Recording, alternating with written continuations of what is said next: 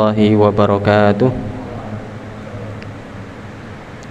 Alhamdulillahi rabbil alamin, wassalatu wassalamu ala asyrafil anbiya wal mursalin Nabiyyina Muhammadin wa ala alihi wa ashabihi ajma'in, amma ba'du. Jamaah salat duhur rahimakumullah, kita akan melanjutkan kembali pembahasan tafsir di surat-surat pendek. Kita sampai pada surat Al-Lahab. Allah Ta'ala berfirman, A'udzu billahi minasyaitonir rajim. Bismillahirrahmanirrahim.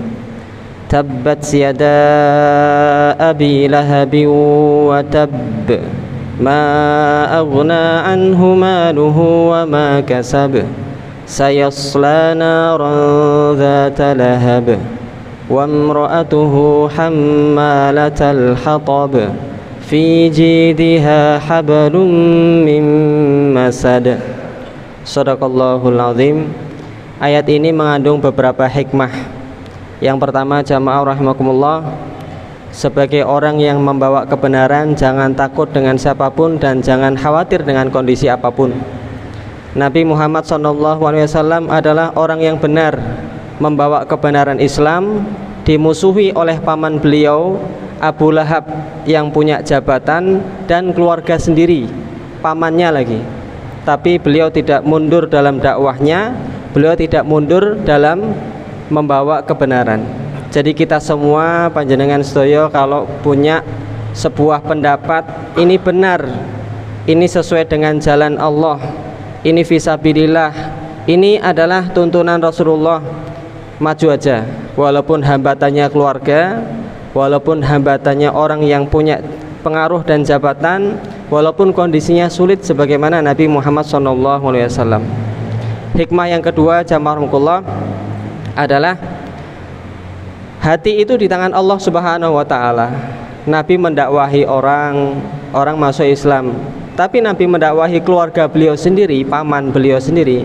Pamannya tidak mau beriman, bahkan menjadi musuh beliau sallallahu alaihi wasallam. Maka yang paling kita utamakan dalam menasihati, mengajak seseorang adalah hatinya. Ya, keimanan itu yang utama. Kita berteman, kita bermusuhan karena keimanan. Kadangkala orang itu punya harta yang banyak, ya manusia mendekat karena dia punya harta yang banyak. Tapi sebagai orang beriman, mendekatlah karena keimanan. Walaupun orang yang tidak mempunyai banyak harta, tidak mempunyai kedudukan, karena keimanannya dekatilah dia. Karena apa? Inilah yang membahagiakan kita. Dan juga ketika kita bertemu dengan seseorang, ajaklah dia untuk selalu beriman. Ya, ajaklah dia untuk selalu istiqomah. Ya. Dan kembali hati di tangan Allah Subhanahu wa taala, kita serahkan kepada Allah, dia mau beriman atau tidak. Yang ketiga, hikmahnya jamaah rahmatullah adalah Abu Lahab ini salah satu di antara nama yang diabadikan di dalam Al-Qur'an, dan diabadikan dengan nama yang buruk. Oleh karena itu jamaah rahmatullah, kita sebagai muslim, sebagai seorang ayah, sebagai seorang suami, sebagai seorang masyarakat, kita ini ingin diabadikan sebagai apa? Kita dalam sejarah ingin ditulis sebagai siapa? Apakah kita ditulis sebagai musuh Allah, musuh Islam, atau kita ditulis sebagai pendukung atau pensupport Islam? Maka kita yang menentukan dari sejak sekarang. Kita ini mau di barisan yang mana? Barisan cuma ada dua, kebenaran dan kebatilan. Kalau ada pilihan cuma dua, maka pastikan sejarah ditulis dalam kehidupan kita. Ketika kita sudah tiada, kita ditulis sebagai pensupport Masjid Rakyat Candi Lama, seorang yang bersedekah untuk ini, seseorang yang berjuang di jalan Allah, seseorang yang mendukung dakwah rumah tahfidz, seseorang yang menyantuni anak yatim, seseorang yang mendukung pendidikan Islam.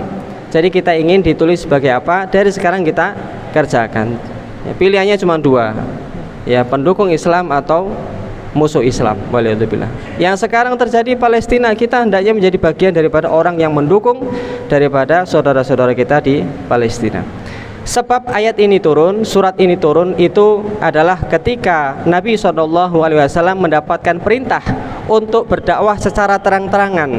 Wa angdzir ashirataka wal aqrabin. Silakan wahai Muhammad, berilah peringatan kepada keluarga-keluarga dekat. Dikumpulkanlah keluarga Quraisy, ya, Bani Abdul Muthalib, Bani Hashim.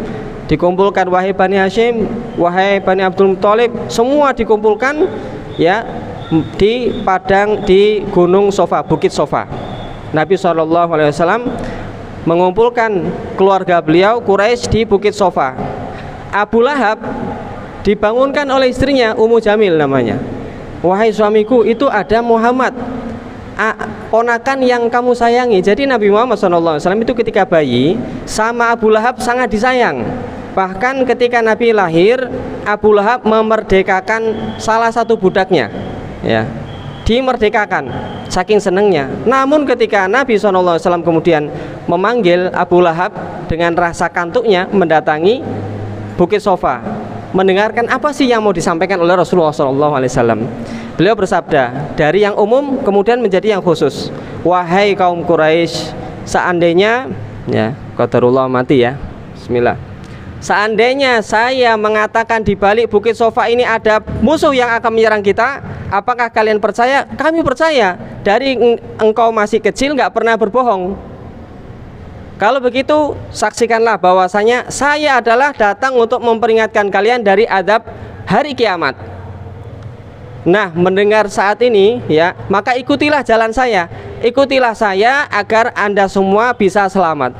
Mendengar kalimat ini, Abu Lahab yang punya jabatan, punya pengaruh, punya pengikut, kemudian marah, ya. Loh, kayak dilompatin, ya, anak baru kemarin tiba-tiba mengumpulkan semua, menobatkan harus mengikuti beliau. Ya, gimana coba rasanya? Kita sendiri kalau ada kayak gitu di rapat masjid kadang-kadang juga agak mangkal. Nah, bukan berarti kita kayak Abu Lahab, ya, tapi kita coba, ya, ikhlas seperti para sahabat yang lain. Abu Lahab mengatakan, tabban laka ya Muhammad, wahai Muhammad, hanya gara-gara ini engkau kumpulkan kami semuanya. Marah Abu Lahab. Kemudian pulang diceritakan sama istrinya Ummu Jamil, ya, dia mengatakan kita harus mengikuti dia agar selamat. Kok bisa, ya, anak baru kemarin, dan dengan kalimat-kalimat yang lainnya. Maka turunlah ayat ini, ya, turun ayat ini. Tabat syada Abi Lahabi watab. Tabat, celakalah kedua tangan Abu Lahab, dan celakalah dirinya, karena dia mengatakan tabban laka ya Muhammad, ya, tabat itu celaka, artinya celaka engkau wahai Muhammad. Maka Allah menurunkan tabat syada, celaka kedua tangannya. Sejak ayat ini turun, Ummu Jamil marah juga, ya, Muhammad menurunkan ayat, membuat ayat tentang kita berdua, ya. Tabat yada Abi Lahab wa tab ma aghna anhu wa imra'atuhu, istrinya juga. Jadi Abu Lahab dan istrinya diceritakan dalam surat ini. Maka semakin marah dia. Ummu Jamil mencari kayu-kayu yang ada durinya, disebar di setiap jalan yang dilewati oleh Nabi Muhammad SAW, dan dia menghasut orang-orang untuk tidak mengikuti Nabi Muhammad SAW. Abu Lahab ketika musim haji keliling Nabi Muhammad SAW berdakwah, ayo masuk Islam, ayo masuk Islam. Di belakangnya Abu Lahab itu mengatakan, dia pembohong, dia tukang bohong, jangan ikuti dia. Orang-orang bertanya, ini siapa? Ini siapa? Itu Muhammad mengajak kepada Islam, itu pamannya, ya, mengajak kepada mengingkari Muhammad, gitu. Jadi keliling, ya, di kota Mekah berdua ini, satu mendakwah Islam, satu mengajak untuk menolak Islam. Maka Abu Lahab itu pakai B, Abu Lahab itu pakai B, bukan pakai P. Kalau lahab nanti banyak makan, ya. Abu Lahab artinya adalah lahab niku napa? Api, bercahaya. Artinya Abu Lahab itu orangnya tampan, orangnya ganteng. Jadi Abu Lahab itu bapak ketampanan, Ummu Jamil ibu kecantikan. Maka Abu Lahab ini ganteng, Ummu Jamil cantik, tapi bertolak belakang dengan perbuatan keduanya. Mereka memusuhi Rasulullah SAW. Jadi jamaah, itulah kemudian turun ayat ini. Dan ternyata sampai meninggal Abu Lahab dan istrinya tidak masuk Islam. Coba bayangkan, ayat ini turun menghujat Abu Lahab, lalu tiba-tiba Abu Lahab beriman. berarti nggak berlaku ayat ini, berarti Muhammad berbohong. Ternyata ayat ini turun dari awal Abu Lahab mencela sampai Abu Lahab mati dalam kondisi yang mengenaskan. Jadi Abu Lahab itu meninggal dalam kondisi penyakit kulit, baunya busuk, bahkan keluarganya sendiri tidak mau merawat. Akhirnya ditaruh di pinggiran kota Mekah dan meninggal di sana, nggak ada yang mau menguburkannya. Ini Abu Lahab. Istrinya Ummu Jamil juga mengumpulkan kayu, mengumpulkan duri-duri lemas, mati di pinggir jalan juga. Jadi inilah ya bukti bahwasanya Al-Quran itu adalah benar. Ya, sampai meninggal Abu Lahab tidak mau beriman. Tabbat yada Abi Lahab wa tab ma aghna anhu maluhu wa ma kasab. Tidak manfaat hartanya dan juga apa yang dia usahakan. Apa yang dia usahakan ini tafsirnya adalah anak-anaknya. Jadi ketika Abu Lahab mendengar Nabi Muhammad SAW ya mengancam dengan azab siksa neraka, nggak apa-apa kalau saya nanti masuk neraka, saya akan menggunakan harta saya dan saya akan menggunakan anak-anak saya untuk menyelamatkan saya di api neraka. Maka turun ayat ini, ma'agna, tidak akan ada manfaatnya harta dan juga tidak ada manfaatnya anak-anak. Maka jamaah rangkullah, mari kita jadikan harta kita itu manfaat untuk kita di hari kiamat. Anak-anak juga manfaat untuk kita di hari kiamat. Nanti tidak akan manfaat, yauma la yanfa'u malun wala banun. Harta dan anak-anak tidak akan ada manfaatnya. Kapan dia jadi manfaat? Ketika di dunia kita membuat mereka akan manfaat di akhirat. Harta itu bagaimana caranya manfaat? Masukkan kotak untuk bersedekah menjadi sodako, untuk wakaf, untuk membantu anak yatim, untuk membelikan barang-barang yang manfaat buat Islam. Ya, anak-anak bagaimana manfaat? Jadikan mereka anak yang soleh, anak yang solihah, penghafal Al-Quran. Jadikan anak-anak mereka ahli agama, mereka mengajak kepada kebaikan. Atau jadi dokter yang manfaat untuk Islam kaum muslimin. Atau jadi pejabat yang amanah, jadikan mereka manfaat untuk kita. Jadikan mereka mengangkat tangannya, Rabbighfirli wali walidayya warhamhuma kama rabbayani shaghira. Itu akan manfaat di akhirat.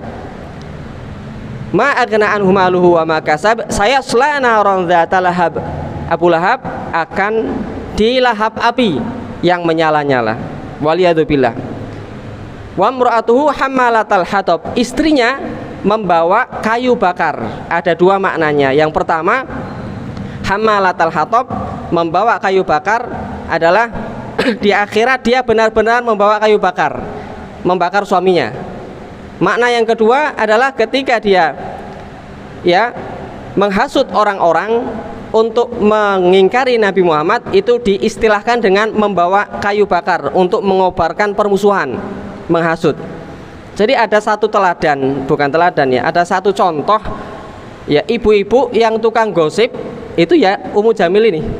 Ibu-ibu suka gosip, mengajak manusia untuk memusuhi Islam. Ya, ini Ummu Jamil, ya istrinya Abu Lahab. Ya. Maka kita berlindung agar tidak terus-menerus atau menjauhi orang-orang yang menggosipi seseorang, saudara-saudara kita kaum muslimin yang lainnya. Ya. Yang ayat terakhir, wa imra'atu hammalatal hatab fi jidha hablum mim masad. Yang di lehernya ada tali dari sabut. Ya, jadi kalau membawa kayu bakar itu zaman dulu pakai tali, ya, pakai tali diikat-ikat untuk membawa. Nah, di neraka dia akan mengulangi perbuatannya, tapi dalam rangka disiksa oleh Allah Subhanahu wa taala. Hadirin jamaah salat zuhur rahimakumullah. Ini diantara makna ayat-ayat yang kita hafalkan ketika kita sholat ringan, sholat maghrib, sholat sunnah, ya, ataupun sholat yang biasa kita baca, kan surat-surat pendek, ya. Maka jangan sampai kita melewatkan makna surat-surat ini. Kalau kita baca surat Al-Lahab, tabbat yada Abi Lahab, maka ingat beberapa hal. Yang pertama tadi, ya, jangan takut ketika Anda membawa kebenaran, ya, ketika di jalan Allah melawan semacam Abu Lahab, bismillah. Yang kedua adalah keimanan hati itu di tangan Allah Subhanahu wa taala, maka mintalah pertolongan hanya kepada Allah Subhanahu wa taala. Yang ketiga, ya, Al-Qur'an ini benar-benar mukjizat. Dia nyata. Bahkan sebelum Abu Lahab meninggal, dia sudah ditakdirkan kafir dan ternyata sampai meninggal dia tetap kafir. Ya. Maka yang keempat, jamaah rangkullah, kita ingin disebut sebagai siapa, kita ingin ditulis dalam sejarah siapa, ya kita putuskan dari sekarang bismillah, insya Allah nanti Allah akan mudahkan. Semoga Allah memberikan kita keistiqomahan dan mencatat kita sebagai para pejuang-pejuang Islam, para dai-dai di jalan Allah, para ahlul Quran, para ahli sodakoh, ahli sholat, dan semoga semuanya istiqomah fi sabilillah, amin ya rabbal alamin. Semoga bermanfaat. Wallahu a'lam bishawab. Subhanakallahumma bihamdika asyhadu an la ilaha illa anta astaghfiruka wa atubu ilaik. Wassalamualaikum warahmatullahi wabarakatuh.